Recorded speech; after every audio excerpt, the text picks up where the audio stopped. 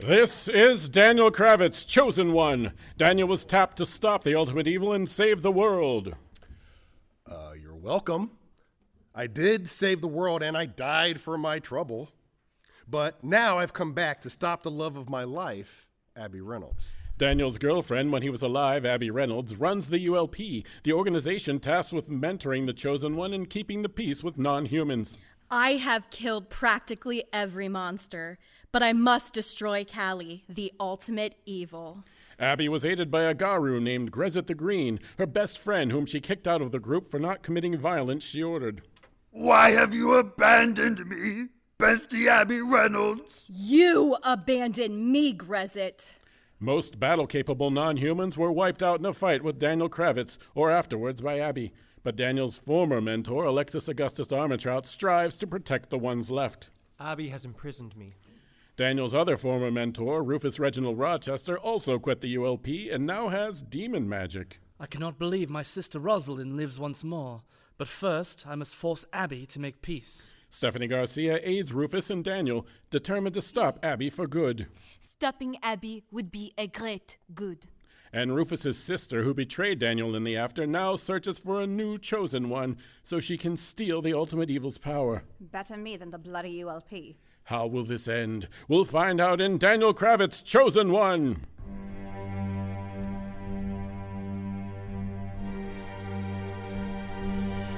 I was born in the city of Columbus, I was the tallest one in my class, standing 6 feet old. By the time I hit grade 5, made me sad to be alive, but I was dead. It sucked way worse. Yes, I was dead, and it sucked way worse.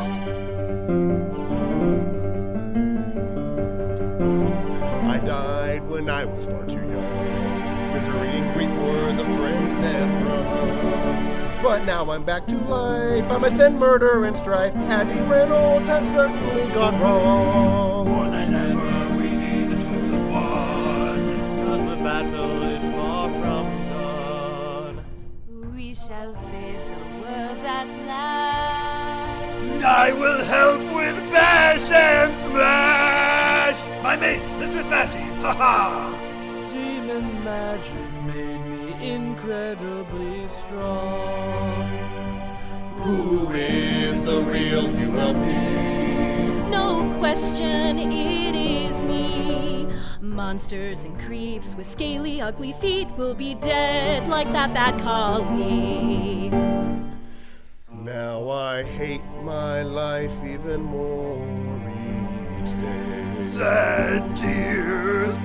Abby has so far strayed. The fate of the entire world now hangs on if I can stop her somehow. I'll save the world, 'cause I'm the chosen one. Save the world, 'cause I'm the Chosen One. Goodbye.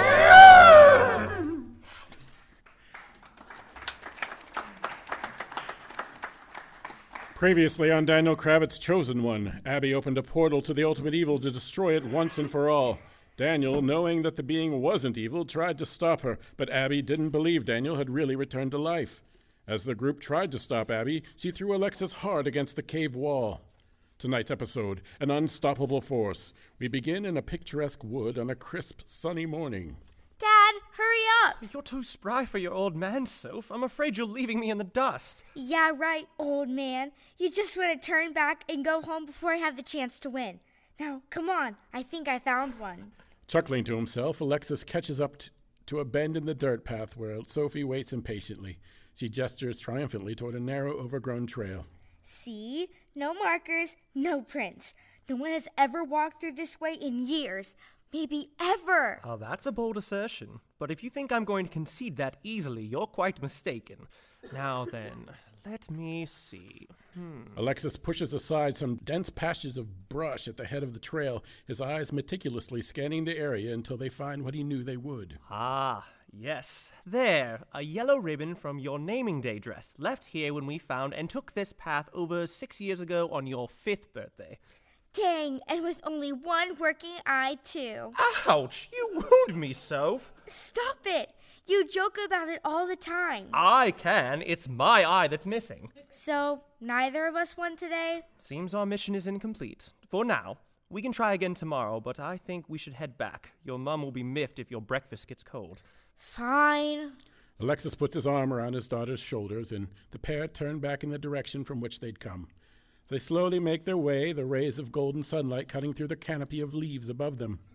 How in the dickens was I supposed to remember which way we walked 6 years ago? That's the benefit of age, my girl. I remember every one of our hikes, ever since you were just a wobbly little loaf in your first pair of wellies.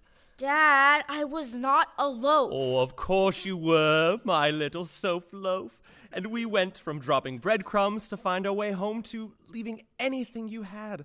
A hair ribbon, a loose button, to mark every path we took so that we would never take the same way twice.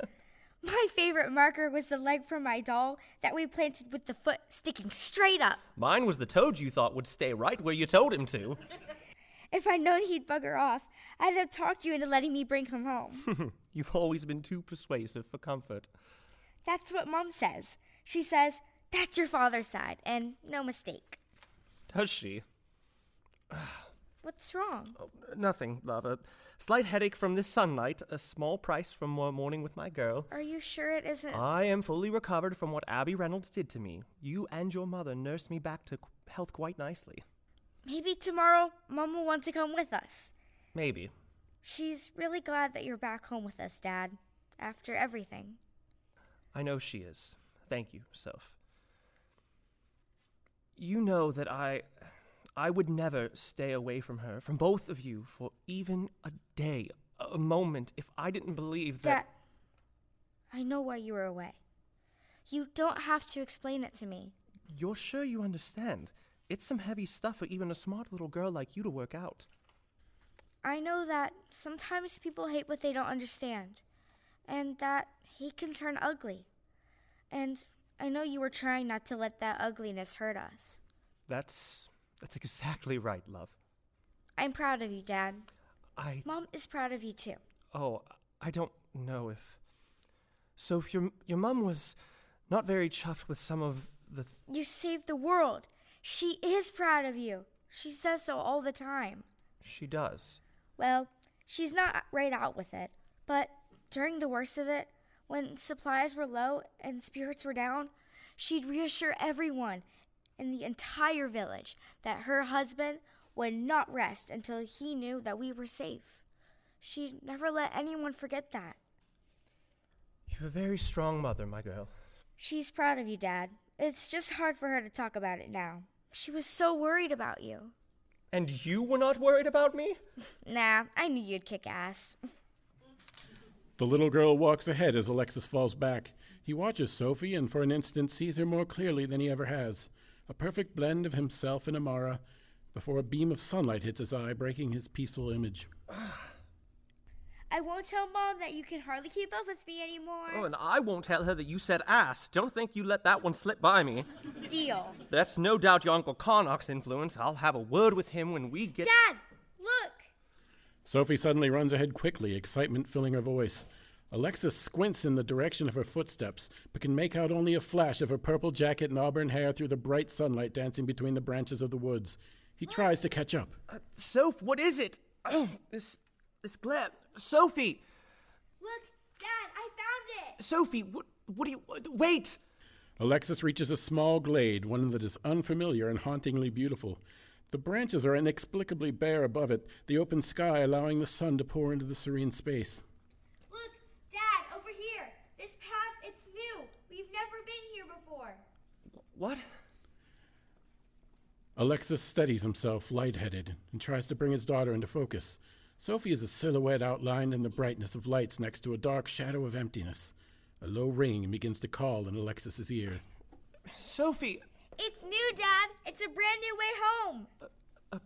A brand new way? Alexis heads into the light, as lying on the floor of the cave, the life slips out of him.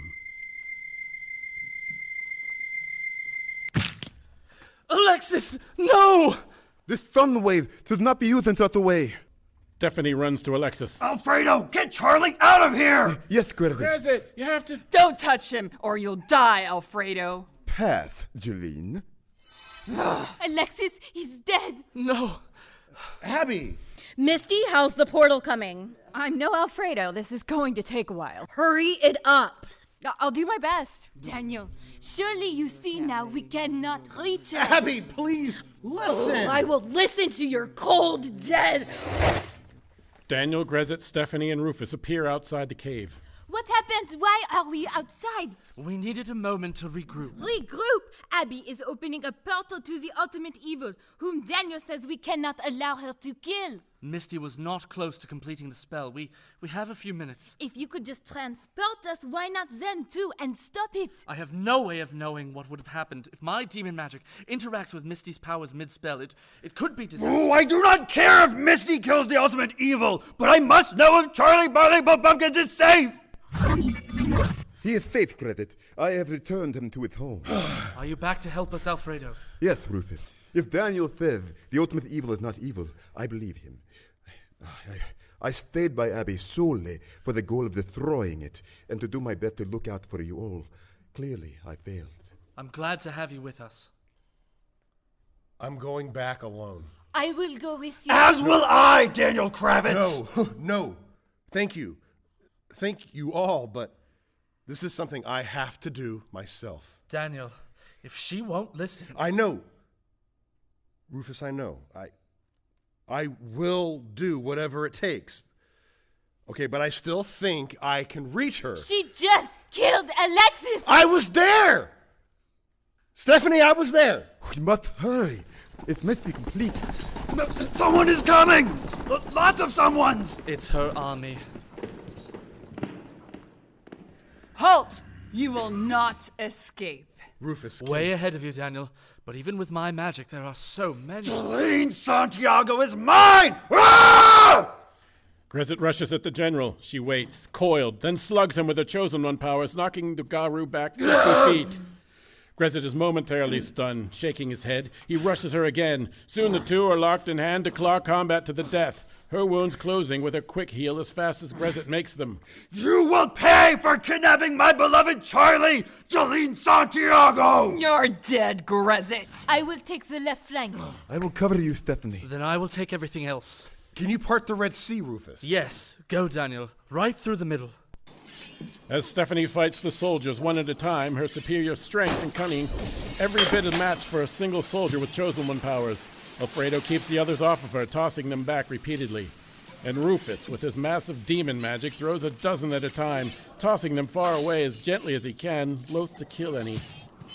In the cave. How much longer, Misty? Almost there, Miss Reynolds.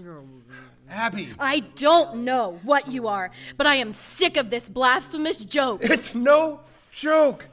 Abby, I swear, I'm me! You liar! Abby blasts Daniel with a Chosen One stun wave, but Daniel blows at the same time and he doesn't move. What the hell? That proves you're not Daniel. He couldn't do that. It's a new power I learned in the after. I call it my mighty wind. I am not going to listen. Please! Abby, it's me. Remember Mr. Roberts, his art class, 10th grade. You made me a vase. It had a little pug on the side. How do you know that? Because I'm me. Let's try another. The day my parents died. Do you remember what you said to me at their funeral? I am not playing this game. You said I may have lost my parents, but I'd always have you.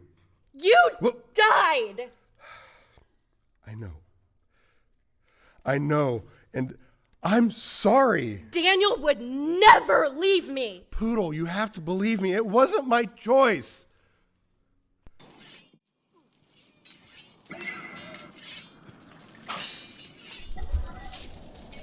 Keep it up, Rufus. We almost have them. I could do this all day. A little more. Nearby, Grezit has Jeleen on the ground, bleeding profusely, near death. Still, she refuses to give. feebly using her waning Chosen One powers on him. Tired yet, Jeleen Santiago? Never, Grezit. But feel free to give up anytime. I may even spare your life. I will not spare yours! Good, because I wouldn't want to live in a world where a pathetic creature like you bested me. Creature like me? Yes, you! Non-human scum! You freak of nature! You're an absurdity! Die! You are half non-human. I have worked my whole life to overcome that flaw. I will be remembered as human. Something you could never be. You're a monster, Grezit! A pathetic, nasty, disgusting... I am a person. Why did you stop fighting me? I will not kill you, Jeleen Santiago. What? You can't do this. You want to die? No! But this is a fight to the death. So either you walk away, or I do. And not both of us. That is where you are wrong, Jeleen Santiago. I could kill you. You deserve it. But I see something of Grezit the Green in you. I am nothing like you! Yes, you are. I did not hate who I was like you do. But I did work hard to overcome my instincts, which were violent, like yours are. I now use my violence for good. There isn't an ounce of good in your monster body. I am not a monster. There. That's the last of them. We must go to Daniel. Sexy Alfredo, can you wait out here and hold this one prisoner for me? No, I will not be taken. Is that prisoner. what you really want, Grezit? Remember, she kidnapped and threatened your boyfriend. Not to mention slaughtered the denizens of the subworld. She does not deserve to live. Grezit the Green is better than her, and I will show her. Alfredo? I will do as you ask, Grezit, and take Daniel's axe to him. Yes, I will deliver Pee-wee to Daniel Kravitz. Then let us three get inside. We've got time before any of the soldiers can make their way back. Alfredo should be fine alone outside. You can't do this, Grezit. You can't. I can, Jeleen Santiago, because I am good, and so you will be too. Grezit strides proudly away, head held high, with Jeleen yelling obscenities in his back. In the caves. And then, on my 21st birthday... Enough! I won't hear anymore! But Abby, you have to. Done, Miss Reynolds. Nice work, Misty. Abby reaches out to the portal, pulling a gem from her pocket and muttering words. Energy starts flowing from the portal, through the gem, and into Abby's body. Yes! Yes! Abby, what are you doing? What she was born to do. Fulfilling my destiny. She's taking all the power from the ultimate evil. Shut up, Misty! Abby, you can't do this. You will kill Callie. The ultimate evil. That's what made you, isn't it? You pathetic copy of him. You're part of its evil. That makes a lot of sense. No, she's not evil. Abby, you can't take her power. Clearly she can. No, your body can't handle it. You're not a chosen one. It will destroy you. You have no idea what you're talking about. It won't. I've made sure of that. I may not be a chosen one, but I am every bit as strong as one. Between Alfredo and Misty and my own findings, I am prepared to handle this. It may take some time, enhancements and talisman to control it, but I can do this. And she will share it with me. Well, then, Abby, you'll kill her. You'll kill Callie and upset the balance of this world and the after. Good, that's our goal. The balance is upset. I'm fixing things, restoring humans to a world free from monsters. Yes, we will save the world. Abby, I can't let you. This will destroy you. Maybe not physically, but it will destroy you forever. Ha! I'd like to see you try and stop Miss Reynolds.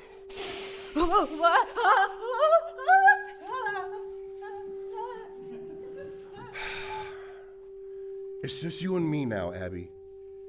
You have to listen to me. No, I don't. Abby, you don't. No, whatever you are, whatever you seem to know, you are not Daniel. I am. And I need... Abby Reynolds, what are you doing? Daniel, she's connected to the ultimate evil. She's draining it. I know, Rufus, I know. You have to stop her. Quickly, before it becomes irreversible. I brought you Pee-wee. Oh, thanks, Grezit. Help me, Daniel Kravitz. Is that the ultimate evil? Callie, Come on, Abby, stop this!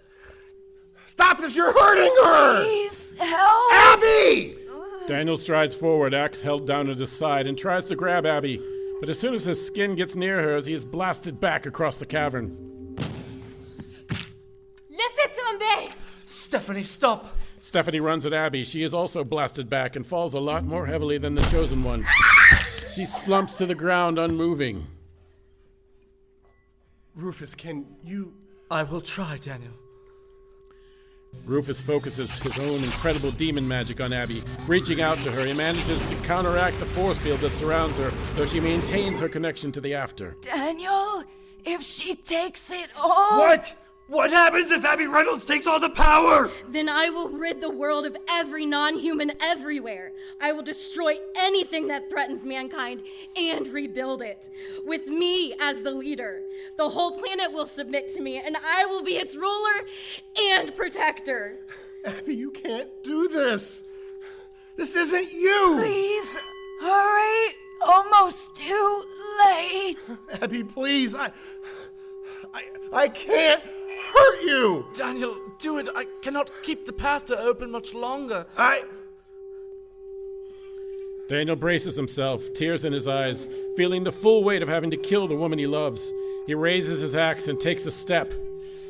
But then Grezit, looking at Daniel, seeing the pain in his face, rushes past him, stabbing into Abby with 4 of his 5 claws while swinging his mace at her head.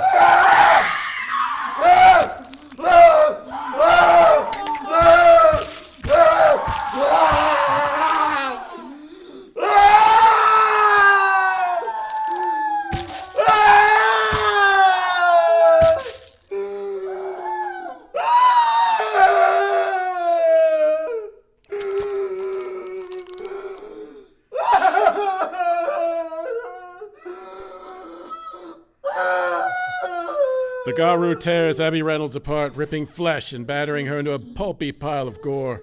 Her skin is pulled away, her insides spill out.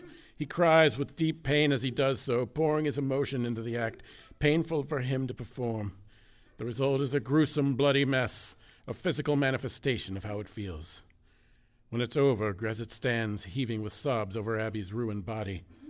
The last of the Chosen One power flows back into the portal from where it came, and the doorway to the after closes. Thank you. Daniel stands, frozen in shock.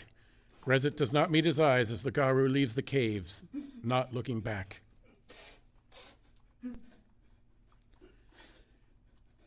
Later, Rufus and Daniel emerge from the caves, the former carrying Stephanie by demon magic. Is it done? It's done. Is Stephanie? She'll be all right. Daniel? Is that Misty? I ended her. And Jeleen? Grezit left and took her with him. Where did he go? He did not say. Well, we'll find him later. For now, let's go home. Daniel, let's go home. Back in Canada. Grezit! Charlie! I'm so glad you... Wait, is she... I brought a house guest. I knocked her unconscious with my fist, but she will awaken soon. And then, what do you intend to do with her? I will save Jeleen Santiago. The two embrace and hold each other for a long time. And that's the end of Volume 4. Come back this summer for the 8-episode final volume of Daniel Kravitz's Chosen One Begins. It's All Been Done Radio Hour number 516, Daniel Kravitz Chosen One number 65, An Unstoppable Force. This episode was written by Jerome Wetzel and Kristin Green and directed by Kristin Green. It starred Nathan Haley as Daniel Kravitz, Wendy Parks as Abby Reynolds, Shane Stefanchik as Rufus Reginald Rochester, Ryan Yohe as Grezit the Green, Joe Morales as Alexis Augustus Armentrout, Katie Boissoneault as Stephanie Garcia, Ashley Clements as Rosalyn Roger Rochester, Elizabeth McAlarney as Misty Tanner, Keith Jackson as Alfredo, Megan Overholt as Jeleen Santiago, Darren Esler as Charlie Parker, Kristin Green as Collie, and Gillian Anthony as Sophie Armentrout.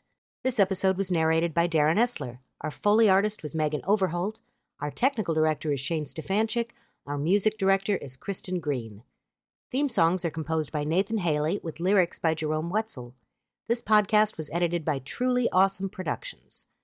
Check out our website at iabdpresents.com. We would like to thank Boxland, our host performance space. And don't forget to support us at patreon.com/IABD, where a mere $5 donation gets you access to past and upcoming raw audio to our monthly shows, as well as exclusive performances, bloopers, and short stories. Have a fantastic week. It's All Been Done presents Who's Got the Time?